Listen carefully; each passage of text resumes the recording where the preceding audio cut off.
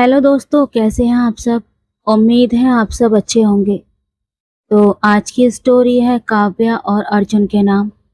Story बेहद interesting होने वाली है। तो चलिए शुरू करते हैं आज की स्टोरी।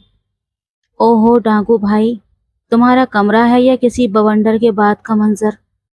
काव्या ने कमरे के चारों तरफ नजर दौड़ाते हुए नाक चढ़ाई और फिर अपनी बंधी हुई कलाइयों को सामने करते हुए बड़े इत्मीनान से बोली, मेरे हाथ खोलो, मैं सफाई कर दूंगी। वैसे भी मुझे गंदगी से सख्त एलर्जी है और तुम्हारे कमरे को देखकर लग रहा है कि अगर सफाई नाम की चीज ने कभी कदम रखने की कोशिश भी की होगी तो दरवाजे से ही वापस भाग गई होगी। कुछ देर पहले वो बहुत सहमी हुई थी, लेकिन अब जैसे उसे अपनी स्थिति से ज्यादा इस कमरे की गंदगी परेशान कर रही थी। सामने सोफे पर बैठा अर्जुन शर्मा उसकी इस हिम्मत पर हैरान रह गया। उसने जिंदगी में बहुत से लोग देखे थे, ऐसे लोग भी जो उसका नाम सुनते ही रास्ता बदल लेते थे और ऐसे भी जो उसके सामने खड़े होने की सोच से ही कांप जाते। मगर ये लड़की अजीब प्राणी थी, जिसे उसने अपने सबसे बड़े दुश्मन को सबक सिखाने के लिए बंदूक की नोक पर उठवाया था और यहाँ लाने के बाद से वो लगातार बढ़ बढ़ किए जा रही थी, जैसे वो किसी खतरनाक अपराधी के कब्जे में नहीं बल्कि अपनी किसी सहेली के घर आई हो। अर्जुन की नजरें अचानक उसके चेहरे पर ठहर गईं। काव्या ने उसे घूरते हुए देखा तो तुरंत अपनी आईब्रो उचकाकर बोली, ऐसे क्या देख रहे हो।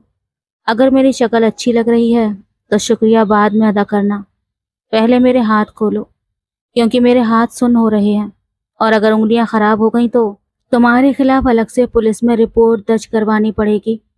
अर्जुन ने भावीन चेहरे के साथ उसे देखा और फिर धीरे से उठकर उसके करीब आ गया। उसके कदमों की आहट सुनते ही काव्या एक पल के लिए चुप हुई, लेकिन अगले ही पल फिर अपनी वही बेपरवाही ओढ़ ली। अर्जुन ने झुककर उसकी कलाइयों की तरफ देखा, फिर उसकी आंखों में देखते हुए धीमी आवाज में बोला, हाथ खोलूंगा तो मेरे कपड़े भी धोने पड़ेंगे। काव्या ने एक पल के लिए उसे देखा, फिर ऐसे मुस्कुराई जैसे कोई बहुत बड़ी डील हाथ लग गई हो। डील पक्की, कपड़े भी धो दूंगी, लेकिन एक बात याद रखना, कपड़े धुलवाने के बाद अगर प्रेस भी करवानी है तो उसका अलग से चार्ज लगेगा। मैं मुफ्त में सिर्फ अपनी जान बचाने की सेवाएं देती हूँ। अर्जुन के होंठों पर अचानक हल्की सी हरकत हुई, लेकिन उसने मुस्कुराहट को वहीं दबा लिया। उसने उसके हाथ खोल दिए। काव्या ने तुरंत अपनी कलाइयों को सहलाया और अगले ही पल कमरे के एक कोने से दूसरे कोने तक ऐसे नजर दौड़ाई जैसे किसी बहुत बड़े काम की जिम्मेदारी सौंप दी गई हो। फिर वो काम में लग गई। कमरे में बिखरे कागज उठाए, कपड़े एक तरफ किए, किताबें करीने से लगाई, मेज साफ हुई और यहाँ तक कि पर्दे भी झाड़ दिए। अर्जुन सोफे पर बैठा उसे देख रहा था, पर न जाने कब उसकी नजरें अखबार से हटकर काव्या के व्यस्त हरकतों पर ठहर गईं।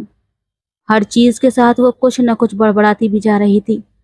कभी किसी कपड़े को उठाकर नाक सिकोड़ती, कभी किसी किताब को सही जगह रखते हुए सर हिलाती और कभी अर्जुन के किसी सामान को ऐसे देखती जैसे इसके व्यक्तित्व के सारे राज इन्हीं चीजों में छुपे हों।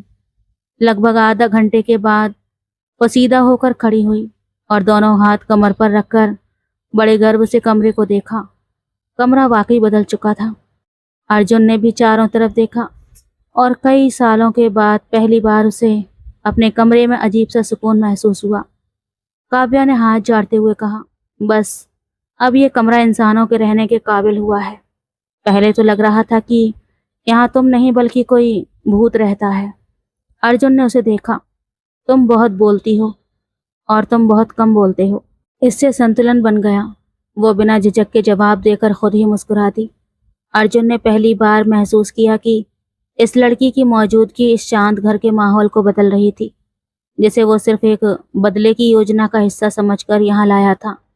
वो ना जाने किस तरह इसके बरसों से बंद दरवाजों के अंदर शोर और रौनक भर रही थी। अर्जुन ने बिस्तर पर बैठते हुए गहरी सांस ली और अचानक बोला, सुनो, मेरे लिए चाय बना दोगी। काव्या ने तुरंत आंखें फैला दी। वाह जी, अपहरण भी करोगे और काम भी करवाओगे, ये कैसा पैकेज है भाई। अर्जुन ने गंभीरता से उसे देखा। चाय अच्छी बना देती हो? बना देती हूँ, लेकिन अगर चाय अच्छी न बनी तो दोस्त चाय पत्ती का होगा, मेरा नहीं। कुछ देर बाद काव्या चाय की ट्रे लेकर वापस आई। कमरे में चाय की महक फैली तो अर्जुन ने आंखें मूंद ली। वो एक अजीब सा सुकून था जिसे वो बरसों से भूल चुका था। एक घर की खुशबू, एक साधारण सी शाम, किसी के कदमों की आहट और किसी के हाथ की बनाई हुई चाय। उसने अपनी जिंदगी का अधिकांश हिस्सा ताकत, खौफ और बदले की आग में गुजार दिया था, मगर आज एक सामान्य सी लड़की उसके सामने चाय की ट्रे रख रही थी। जब वो झुकी तो अर्जुन की नज़र उसके सीने पर पड़ी और उसके अंदर कुछ धड़कने लगा। उसे ऐसा लगा जैसे उसने अपने दिल की धड़कन बहुत अरसे के बाद सुनी हो, और उसे पहली बार महसूस हुआ कि शायद सुकून हमेशा बड़ी चीज़ों में नहीं छुपा होता। काव्या ने ट्रे मेज़ पर रखी और उसे गौर से देखा। क्या हुआ डाकू भाई, तबीयत तो ठीक है ना? तुम ऐसे चुप हो जैसे चाय में मैंने नींद की गोलियां मिला दी हों। अर्जुन ने कप उठाते हुए उसे देखा। तुम चाय बनाती हो या प्रश्नों की पूरी सूची? अर्जुन अभी तक अपनी बेकाबू धड़कनों पर काबू पाने की पूरी कोशिश कर रहा था। ऐसा नहीं था कि उसने ज्यादा खूबसूरत लड़की पहले कभी नहीं देखी थी, लेकिन पता नहीं क्यों आज वो अजीब सी उलझन में था। दोनों बनाए हैं, पहले चाय पी लो, तुम सवाल बाद में पूछ लेना। अर्जुन के चेहरे पर हल्की सी मुस्कुराहट उभर आई और काव्या ने वो मुस्कुराहट देख ली। उसकी आंखें शरारत से चमक उठी। ओहो, तो तुम मुस्कुरा भी सकती हो? मैं तो समझी थी कि तुम्हारे चेहरे की मांसपेशियां भी किसी ने अगवा करके बंद कर रखी हैं। अर्जुन ने कप होठों तक ले जाते हुए उसे घूरा, मगर इस बार वो अपनी मुस्कुराहट छुपा न सका। काव्या के दिल ने अचानक एक धड़कन छोड़ी। उसने तुरंत नजरें चुरा लीं, क्योंकि पहली बार उसे एहसास हुआ कि यह आदमी सिर्फ खौफनाक नहीं था, बल्कि इसके अंदर एक ऐसा शांत और थका हुआ इंसान भी मौजूद था, जिसे शायद किसी ने बहुत अरसे से प्यार और सुकून न दिया था। मगर अर्जुन की नज़र अब उसके चेहरे से हट नहीं रही थी। काव्या ने नजरें उठाई तो दोनों की निगाहें मिल गईं। कुछ पलों के लिए कमरे में अजीब सी खामोशी छा गई, वो खामोशी जिसमें दुश्मनी भी थी और एक अनजान सी कशिश भी। अर्जुन ने जैसे खुद को इस स्थिति से बाहर निकालते हुए फोन उठाया और किसी को कॉल मिला दी। उसकी आवाज़ अचानक पहले जैसी सर्द और फैसला कुन हुई। पंडित जी को लेकर मेरे अपार्टमेंट में पहुंचो। काव्या ने चौंक कर उसे देखा। उसके चेहरे की शरारत एक पल के लिए गायब हुई। अर्जुन ने फोन काटा और गहरी नज़र से उसे देखा। काव्या ने धीरे से पूछा, पंडित जी को क्यों बुला रहे हो? अर्जुन खामोश रहा।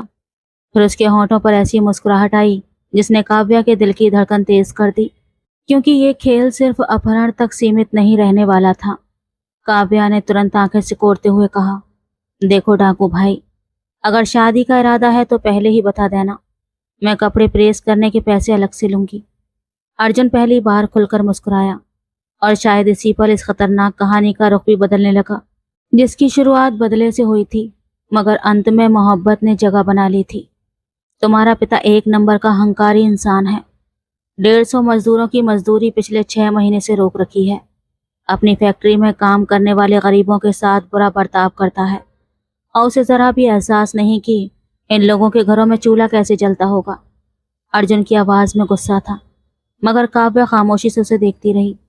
फिर अचानक उसके होंठों पर एक अजीब सी मुस्कुराहट आ गई, जैसे उसे कोई पुरानी बात याद आ गई हो। आपने वो कहानी सुनी है जब कुछ डाकू किसी आदमी को रास्ते में रोककर उससे सब कुछ छीन लेते हैं, और अगर बेचारे के पास देने को कुछ ना हो तो आखिर में उसकी जान ही लेकर चले जाते हैं। अर्जुन ने आईब्रो सिकोड़ी। इस कहानी का हमारी कहानी से क्या ताल्लुक है? काव्या ने बड़े इत्मीनान से जवाब दिया, ताल्लुक ये है कि अगर आपको ये पता चल जाए कि जिस अमीर आदमी की बेटी को आपने उसकी सबसे कीमती चीज़ समझकर अगवा किया है वो असल में उसकी बेटी ही ना हो, तो शायद आप भी यही सोचते कि जब माल ही नहीं मिला तो जिंदगी ख़त्म करने से क्या फ़ायदा। अर्जुन के चेहरे के भाव तुरंत बदल गए। क्या मतलब? काव्या ने नजरें झुकाकर अपनी उंगलियों से खेलते हुए धीरे से कहा, मैं रघुवीर मल्होत्रा की बेटी नहीं हूँ। कमरे में जैसे अचानक सन्नाटा पसर गया। अर्जुन उसे घूरता ही रहा। उसके दिमाग में एक साथ कई सवाल उठे, लेकिन जुबान से सिर्फ एक ही वाक्य निकला, तुम क्या कह रही हो? काव्या ने उसकी तरफ देखा। मैं झूठ नहीं बोल रही, मजाक भी नहीं कर रही, और ना ही इस समय आपको बेवकूफ़ बनाने की कोशिश कर रही हूँ। मैं वाकई रघुवीर मल्होत्रा की बेटी नहीं हूँ। अर्जुन की आंखों में हैरानी गहरी होती गई। तो फिर तुम कौन हो? काव्या ने एक लंबी सांस ली और धीरे से बोलना शुरू किया। रघुवीर मल्होत्रा मेरी माँ का कॉलेज का दोस्त था। वो मेरी माँ से मोहब्बत करता था, बहुत मोहब्बत करता था। मगर मेरी माँ की शादी किसी और से हो चुकी थी। फिर हालात खराब हुए और जब मेरी माँ का अपने पति से अलैदगी हुई तो रघुवीर ने उसे अपने घर में रहने की जगह दे दी। उस वक्त मैं सिर्फ 6-7 महीने की थी। अर्जुन खामोशी से सुनता रहा। काव्या की आवाज़ में अब वो पहले वाली मस्ती नहीं थी। वो मेरी माँ से शादी करना चाहता था, लेकिन मेरी माँ ने मना कर दिया क्योंकि वो मेरे असली पिता को भूली नहीं थी। रघुवीर उसके लिए बहुत प्रयास करता रहा, मगर मेरी माँ न मानी। और फिर मैं लगभग 4-5 साल की थी जब मेरी माँ भी इस दुनिया से चल बसी। काव्या ने पलकें झपकाईं, मगर आंखों में आने वाली नमी को वहीं रोक लिया। रघुवीर ने मुझे अपनी महबूबा की निशानी समझकर पाला। वो जानता था कि मेरा खून उसका नहीं है, लेकिन शायद मेरी माँ से मोहब्बत की वजह से उसने कभी मुझे ये एहसास न होने दिया कि मैं उसकी अपनी औलाद नहीं हूँ।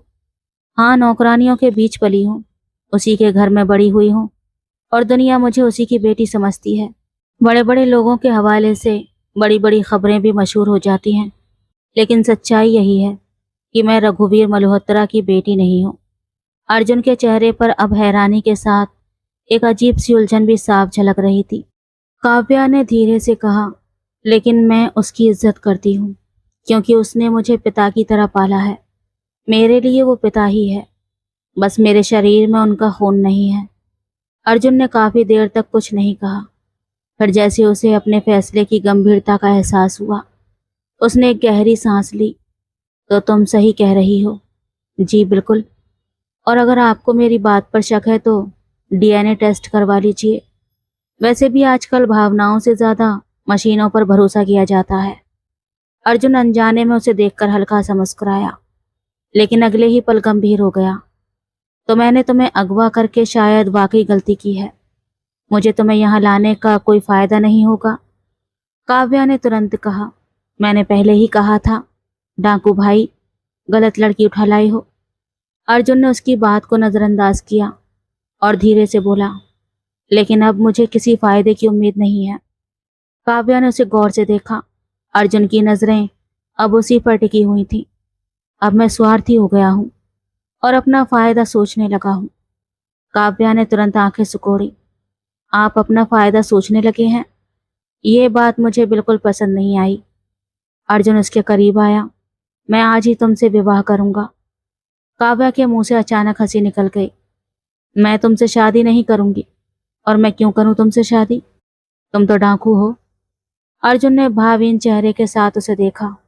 काव्या ने तुरंत उंगली उठाकर कहा, और अब ये मत कहना कि मैं सिविल इंजीनियर भी हूँ। अर्जुन हैरान होकर उसे देखता रहा। मैं सिविल इंजीनियर क्यों होने लगा? काव्या हंसने लगी। अरे भाई, इंडिया में सिविल इंजीनियरिंग की डिग्री जितने लोगों के पास है, उनमें से आधे बेचारे रेडी लगाकर बैठे होते हैं और बाकी तुम्हारी तरह डाकू बन जाते हैं। नौकरी मिलती कहाँ है इस देश में? इसलिए आखिर में आदमी सोचता है, डिग्री गई भाड़ में, अब बंदा खुद ही अपना बॉस बनता है। अर्जुन अचानक हंसा। वो शायद पहली बार इतना खुलकर हंसा था। काव्या ने उसे हैरानी से देखा, फिर खुद भी मुस्कुरा दी। अर्जुन ने सिर हिलाते हुए कहा, तुम्हारी बातें तो मैं सारी जिंदगी सुनता रहूंगा। काव्या की मुस्कुराहट थोड़ी धीमी पड़ी। अर्जुन की आवाज अब बदल चुकी थी, लेकिन फिलहाल तुमने मेरे दिल में एक ऐसी हलचल जगा दी है जिसे अब सिर्फ तुम ही शांत कर सकती हो। इसलिए आज ही हमारा विवाह होगा, चाहे तुम स्वीकार करो या ना करो। काव्या के चेहरे का रंग उड़ गया। ओहो, मैं तो मजाक कर रही थी भाई, तुम तो गंभीर ही होते जा रहे हो। अर्जुन ने तुरंत उसे देखा। तुम मुझे भाई मत कहना। काव्या की जुबान जैसे एक पल के लिए रुक गई। उसने सामने खड़े अर्जुन को देखा, जिसकी आंखों में अब मजाक का नाम तक नहीं था।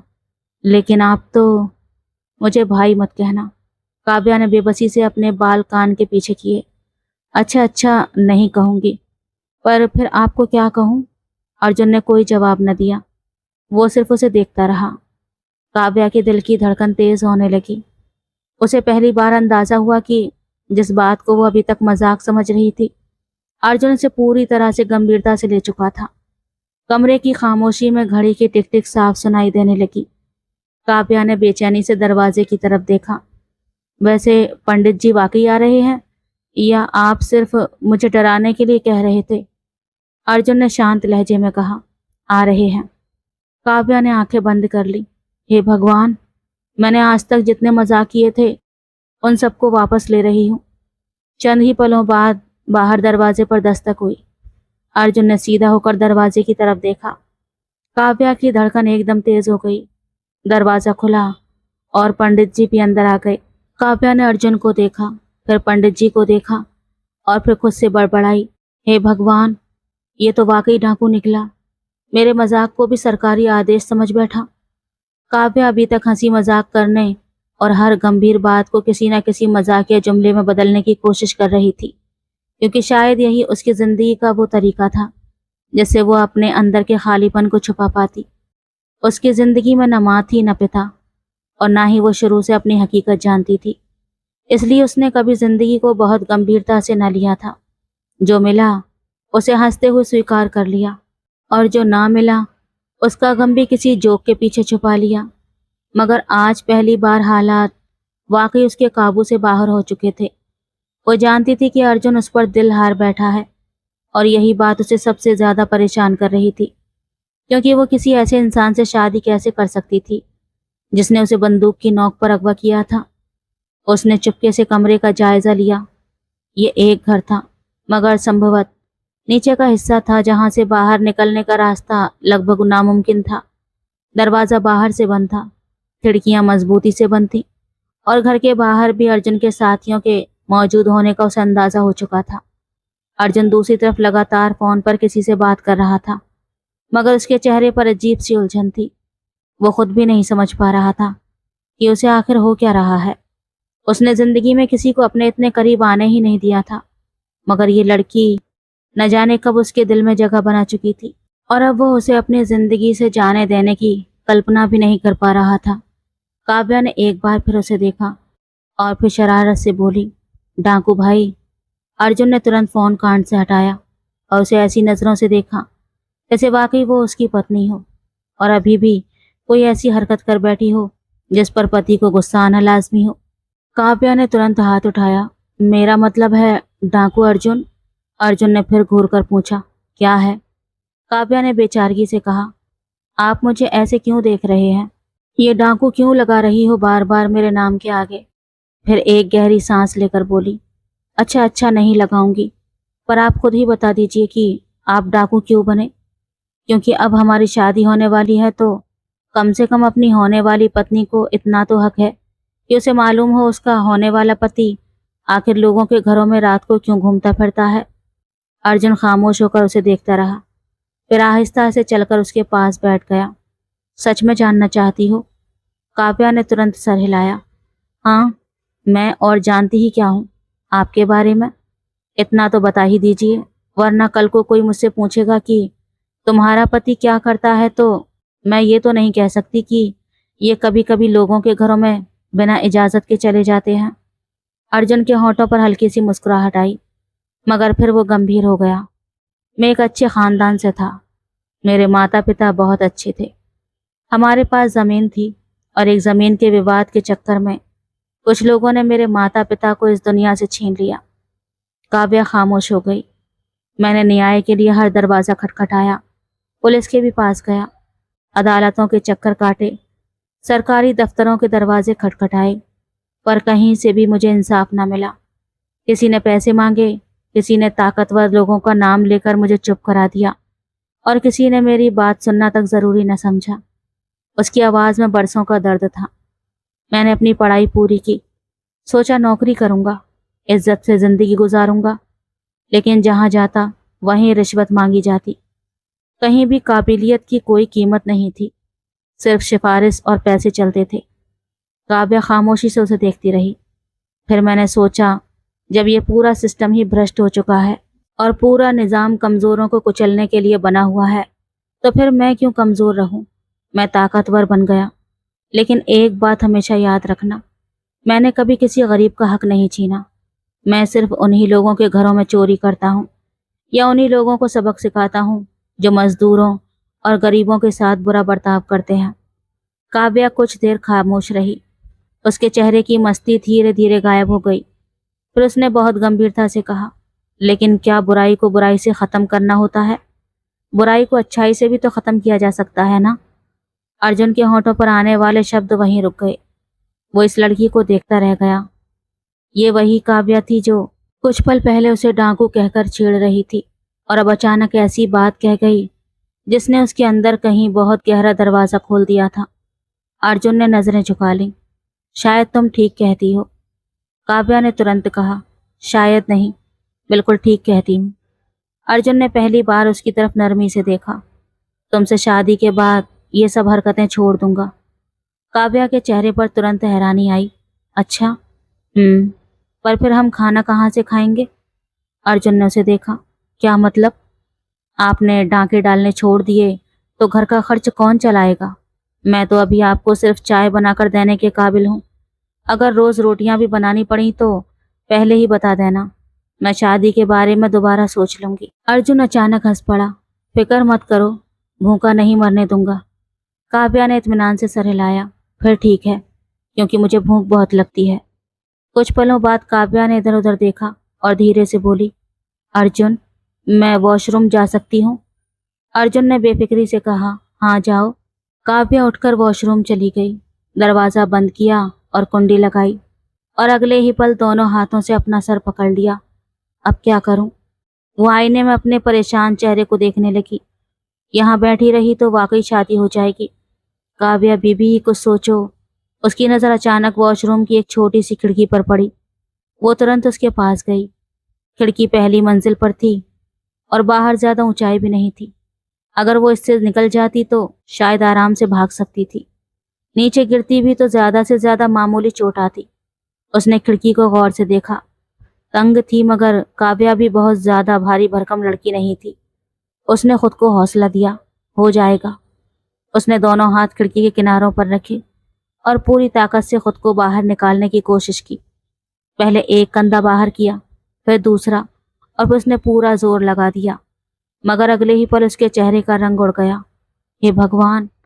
जिस चीज को वो खिड़की समझ रही थी वो हकीकत में खिड़की नहीं थी, बल्कि एग्जॉस्ट फैन लगाने की जगह थी, जिसमें इस वक्त फैन ही नहीं लगा हुआ था। और अब काव्या उसके अंदर ऐसी फंसी हुई थी कि न वो पूरी बाहर निकल सकती थी और न ही वापस अंदर आ सकती थी। कुछ देर तक वो खामोशी से खुद को बाहर निकालने की कोशिश करती रही, मगर जब कोई कामयाबी ना मिली तो आखिरकार उसने पूरी ताकत से चीख मारी, अरे कोई है? मुझे बचाओ! सब मर गए क्या? कमीनों, अगर जिंदा बची तो छोड़ूंगी नहीं। बेड़ा गर्क हो सबका। हे भगवान, कहाँ फंस गई? अर्जुन ने तुरंत सर उठाया। उसने कुछ देर कान लगाकर सुना और फिर काव्या की आवाज दोबारा गूंजी, अरे कोई मुझे बचा लो, बड़ी मेहरबानी होगी। अर्जुन हैरान होकर उठ खड़ा हुआ। ये क्या कर रही थी वो तेजी से वॉशरूम के दरवाजे तक पहुंचा और उसे खोलने की कोशिश की, लेकिन अंदर से कुंडी लगी हुई थी। काव्या, दरवाजा खोलो। अंदर से तुरंत जवाब आया, अबे ठरकी डाकू, पहले मुझे बचाओ, फिर दरवाजा खुलेगा। अर्जुन ने आंखें बंद करके एक गहरी सांस ली। काव्या, तुमने ये क्या किया? वो मैं बाद में बताऊंगी, पहले मुझे बाहर निकालो। अर्जुन ने दरवाजे पर हाथ रखा और एक ही झटके में कुंडी समेत दरवाजा तोड़ दिया। जैसे ही दरवाजा खुला, सामने का मंजर देखकर अर्जुन ने अपना सर पीट लिया।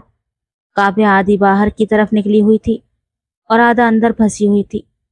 उसके बाल बिखरे हुए थे, चेहरे पर खौफ और बेबसी थी और वो पूरी तरह गंभीरता से हाथ हिला हिलाकर चीख रही थी, अर्जुन मुझे बचाओ, मैं मरने वाली हूँ। अर्जुन अवाक होकर उसे देख रहा था। फिर उसने छत की तरफ देखा, जैसे खामोशी से भगवान से पूछ रहा हो कि आखिर उसकी जिंदगी में ये आफत किस गुनाह की सजा बनकर आई है। तभी काव्या ने रोते हुए आवाज में कहा, ऐसे क्या देख रहे हो? जल्दी करो, वरना अगर मैं नीचे गिरी तो तुम्हें पत्नी की जगह लाश मिलेगी। अर्जुन ने तुरंत उसकी तरफ हाथ बढ़ाया। शांत रहो और हाथ बढ़ाओ।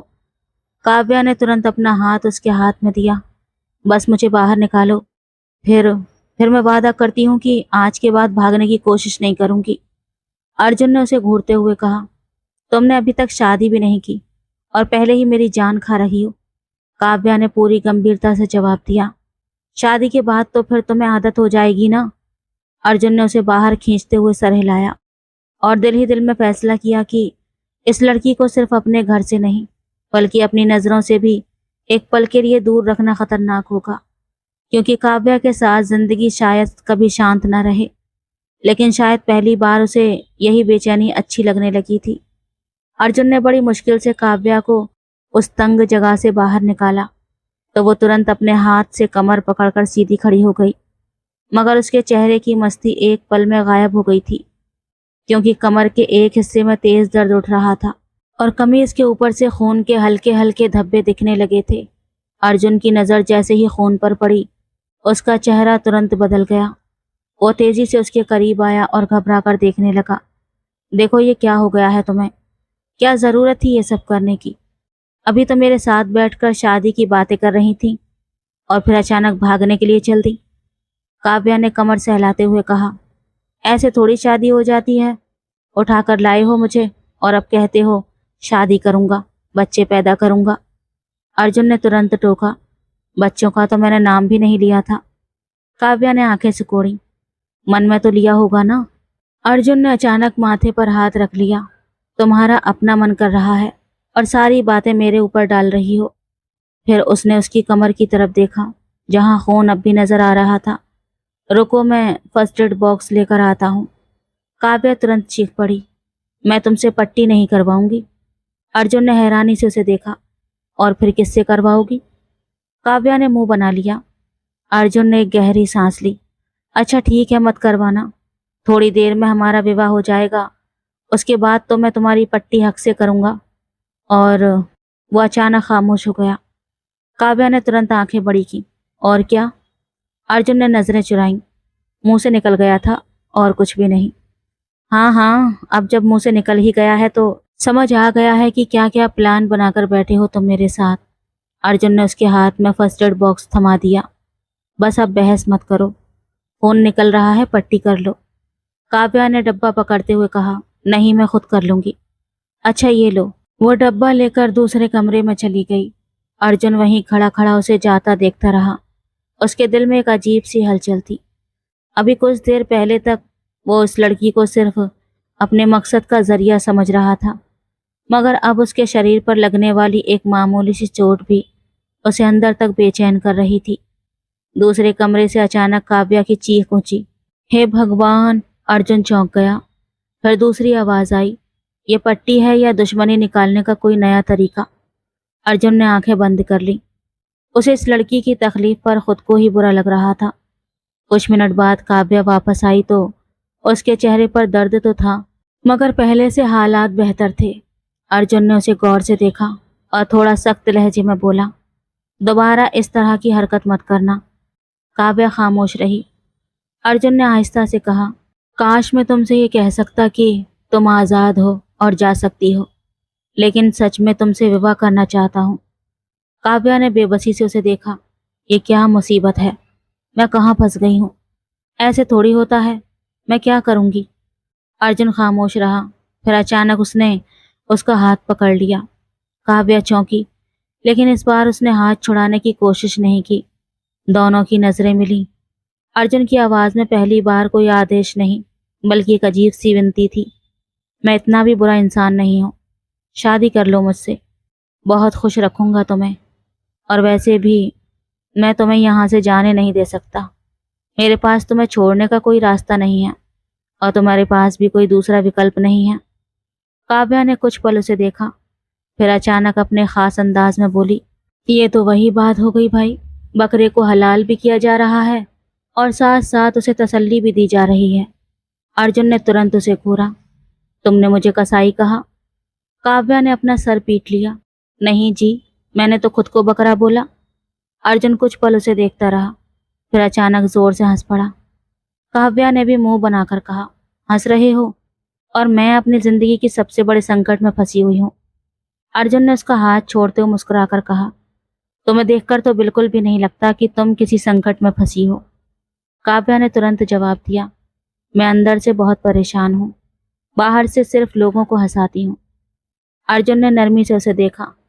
बस एक बात याद रखो, दोबारा भागने की कोशिश मत करना। काव्या ने नाक चढ़ाई। क्यों?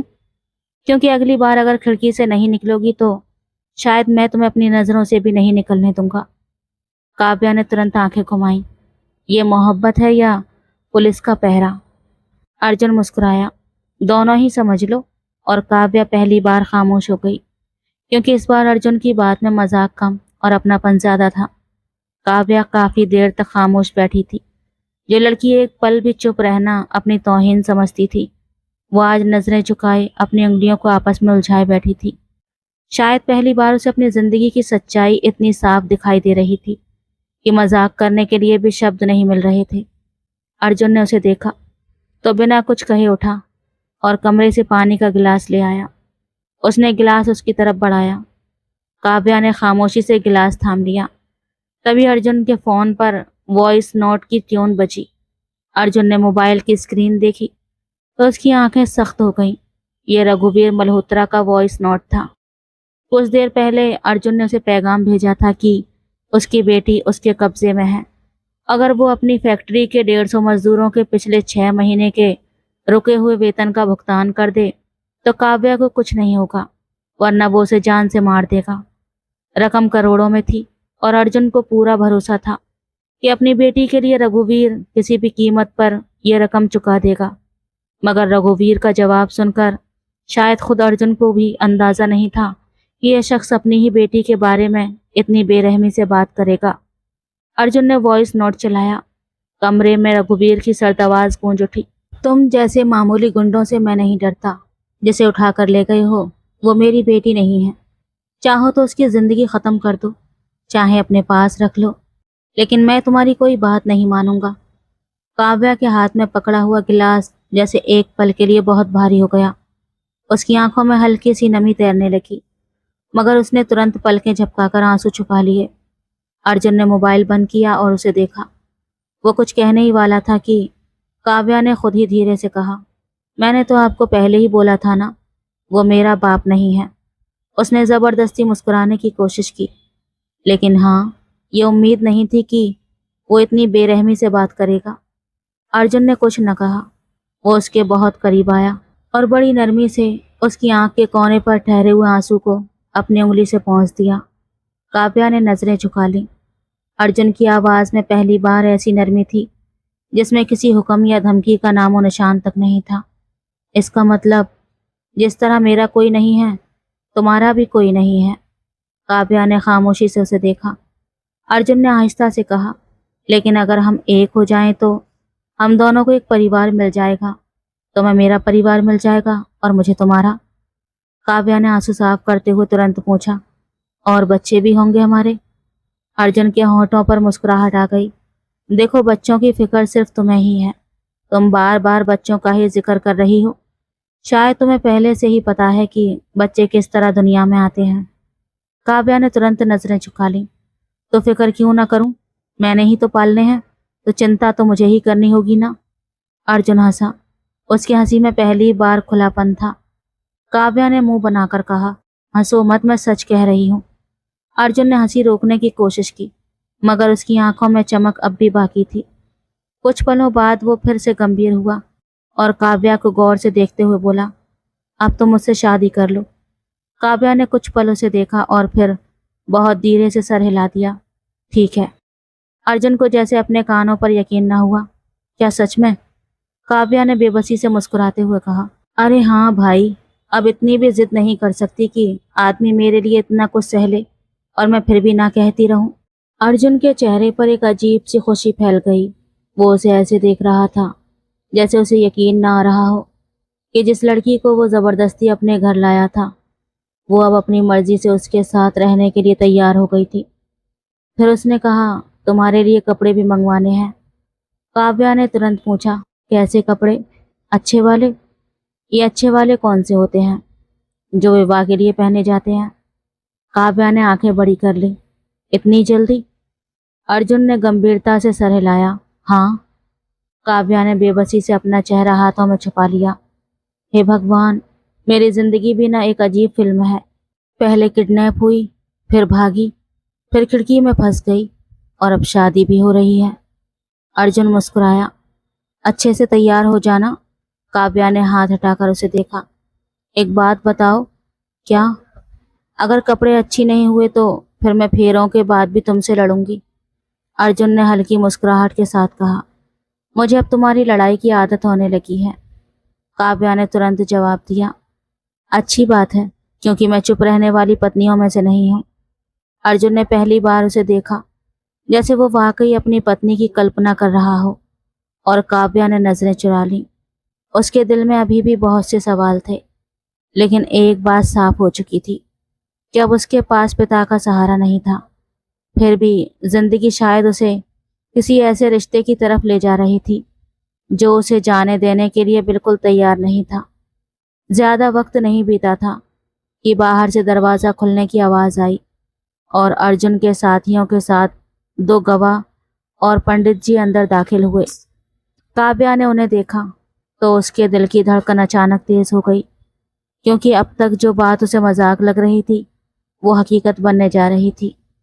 अर्जुन ने उसके हाथ में एक खूबसूरत सा जोड़ा और उससे जुड़ा हुआ जरूरी सामान थमाया। ये लो और अच्छे से तैयार हो जाओ। जब तक तुम तैयार होती हो, बाकी की व्यवस्था मैं देखता हूँ। काव्या ने कपड़ों को देखते हुए आंखें बड़ी कर ली। इतने सुंदर कपड़े तो मैंने अपनी शादी के सपने में भी नहीं देखे थे, और तुमने तो सपने देखने का मौका ही नहीं दिया, सीधा अपहरण कर लिया। अर्जुन ने मुस्कुराते हुए कहा। तुम्हारी बातें कभी खत्म नहीं होंगी, क्योंकि भगवान ने मुझे बात करने के लिए कुछ अतिरिक्त शब्द भी दिए हैं। अर्जुन सर हिलाता हुआ बाहर चला गया। काव्या कमरे में तैयार होने चली गई, जबकि बाहर पंडित जी ने विवाह से जुड़ी जरूरी रस्में शुरू कर दी थी। कुछ देर बाद काव्या तैयार होकर बाहर आई तो अर्जुन की नजरें अचानक उसी पर ठहर गईं। सादे से लिबास में वो बेहद सुंदर लग रही थी। उसके चेहरे पर हल्की सी घबराहट थी, मगर आंखों में वही पुराना चुलबुलापन कहीं न कहीं छुपा हुआ था। पंडित जी ने नरम लहजे में पूछा, बेटी तुम अपनी मर्जी से क्या ये विवाह कर रही हो? काव्या ने एक पल के लिए अर्जुन की तरफ देखा, फिर सर हिला दिया। जी, अपनी मर्जी से ही कर रही हूँ।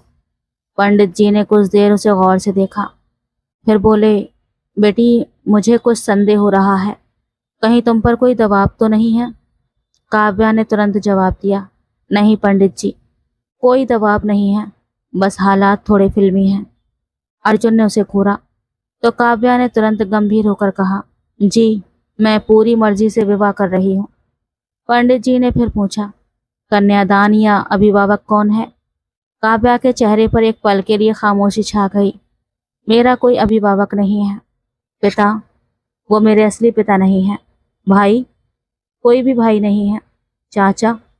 अगर हैं भी तो मुझे मालूम नहीं। पंडित जी ने कुछ पल उसे देखा, फिर एक गहरी सांस लेकर कहा, ठीक है बेटी। उन्होंने विवाह के आगे की रस्में शुरू की और एक नई शुरुआत हो गई। विवाह की रस्में जैसे ही पूरी हुई, आशीर्वाद मिला और कुछ ही देर बाद पंडित जी और गवाह वहां से चले गए। कमरे में खामोशी छा गई। काव्या ने कहा, तो हो गई शादी? अर्जुन के होंठों पर मुस्कुराहट आई। हाँ जी, यानी अब मैं वाकई तुम्हारी पत्नी हूँ। हाँ हाँ। काव्या ने एक पल के लिए सोचा, फिर बोली, भगवान ही खैर करे तुम्हारी। अर्जुन हंसा। कुछ ही देर बाद बाहर से खाने की खुशबू आने लगी। अर्जुन ने काव्या को देखा। खाना मंगवाया है तुम्हारे लिए? काव्या ने तुरंत पूछा, क्यों? ये मत कहना कि शादी का खाना भी नसीब न हुआ। वो उसे डाइनिंग टेबल पर ले आया, जहाँ गर्मा गर्म मटर पनीर और तरह तरह के व्यंजन रखे थे। दोनों कुछ देर खामोशी से खाते रहे, फिर अचानक काव्या के हाथ रुके और उसकी आंखों में नमी उतर आई। अर्जुन ने तुरंत भांप लिया। क्या हुआ? काव्या ने कोई जवाब न दिया। अगले ही पल उसके गालों पर आंसू बह निकले। अर्जुन हैरान था। तुम रो क्यों रही हो? अभी तक तो खुद भी हंस रही थी और मुझे भी हंसा रही थी, अब अचानक से क्या हुआ?